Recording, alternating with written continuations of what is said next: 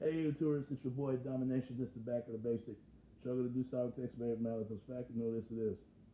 Real men rise up, fake men rise up. Real rise up, fake rise down. Right to right preach, preach on. Like I said again, real men rise up, fake men rise up. Real rise up, fake rise down. Right to right preach, preach on. Let me address this, man. Please let me address this. This whole thing about, and I just watched a video. They was I don't know what the video called, but it was a video somewhere. They was talking about culture vultures, and I hear that a lot from people. If you don't know what a culture vulture is somebody who influence a culture that never give them the the the props of another culture, the culture they inspire to influence. If that's the case, we do it to ourselves all the time because we influence martial arts, but some people would say that martial arts came from black people. I doubt it because it came from the monks. I really doubt it because it goes back to the Mongol Empire.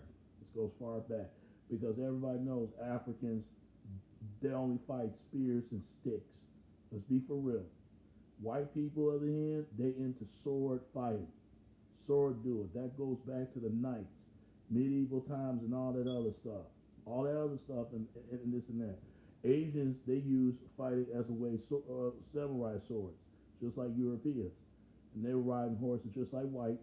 And Africans, on the other hand, they were riding camels and stuff like that, and use sticks and stuff like that, and use bow and arrows. Native Americans use the same thing when it comes to the anticipation of art or art of war. Go look at that book. But anyway, we do it all the time. We inspire other cultures, and other cultures inspired by us. I mean, hip hop did came from the Africa, came from our communities. It came from the Bronx. But what happened was the business played a role into that. We didn't learn the business. If brothers and sisters would have learned the business, it would have never been a problem. It would have never been a problem. And I just got to find out. I'm just playing the game right now by WWE 17. I'm might upload it on YouTube or BitChute, whatever, when I'm getting finished it. It's hard to believe. Did you know Sean P. Diddy Combs was the soundtrack of WWE 17? Because for years, because the racism going on in wrestling, that came from Greeks and Rome's and all that stuff. That wrestling stuff that came from white brothers and sisters. Let's be for real. If we're gonna look at them, they culture vultures, or we culture vulture ourselves, we need to think about that for a second. And another thing, when it comes to rap, we need to start supporting these artists. Lupe Fiasco won a Grammy. I don't know if he did or not, but I bet you he did.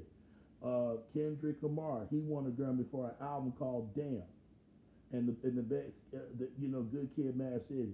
We need to go out there and support. Stop blaming white brothers sisters why they're endorsing this culture, and they know that hip hop started from the inner cities. We just didn't learn the business aspect. That's the problem. Instead of keeping the street all the time. Let's be for real.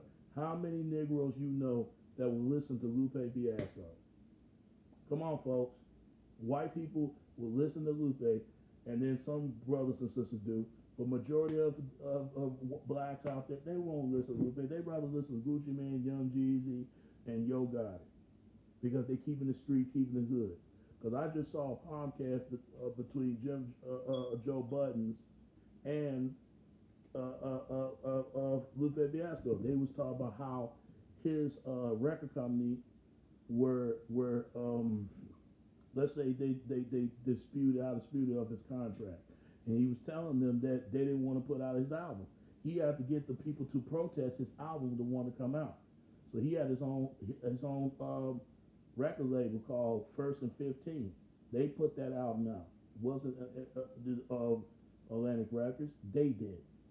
So when you sign with a major label, you sign when you own your own major label, you sign it right along with the major label company to own to for something. You know what I'm talking about.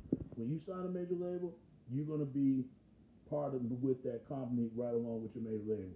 Don't do that. If you got your own label before you sign a deal, don't. Do your own thing. Put your own masters out there. We gotta stop complaining and do something about it. Many more are about to come. All this culture vulture stuff, If they are culture vultures, we do the same thing. Nothing or any more. Plain and simple. That's all. And it's your boy Domination. This is Back of the Base. That you to do South Text, baby. Until next time, all right? All right. Peace. I'm out. All right. Peace.